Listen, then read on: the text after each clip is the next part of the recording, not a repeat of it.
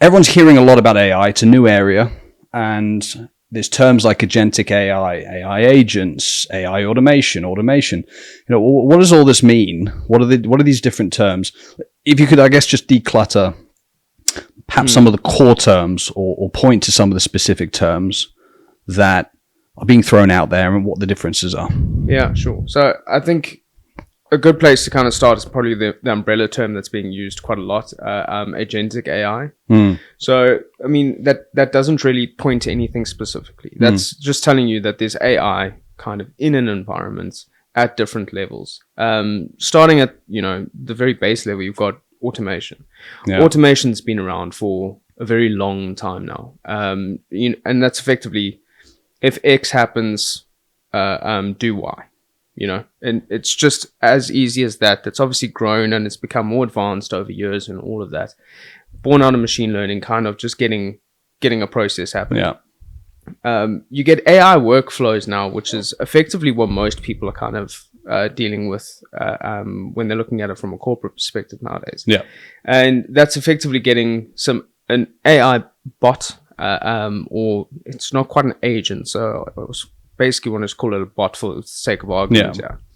Just to do some work in the back end. So effectively, it's to go and check an invoice that's coming into a business and scanning that and making sure that it's okay. And if it does pick up something that's probably not right on that invoice, then it sends that off to the correct person for an approval. So it's running within a specified kind of pathway that it's been told to run off of.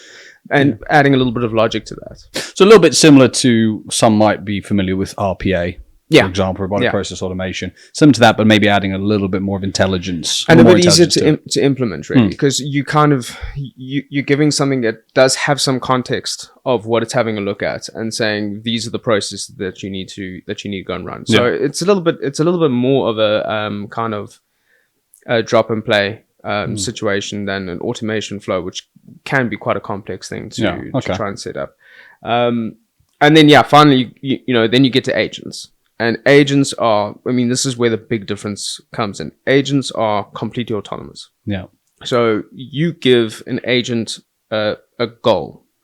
It generates a plan of how it's going to solve that. Then it has a look and says, these are the tools that I need to be able to go and perform this task. And then it'll self-correct as well. So it'll have a look at the work that's being done and go in and say, that's not quite working out yet. So effectively, for an agent, the best places that we're really seeing them in the larger market at the moment is in the sciences and in manufacturing, very specialized tasks as well.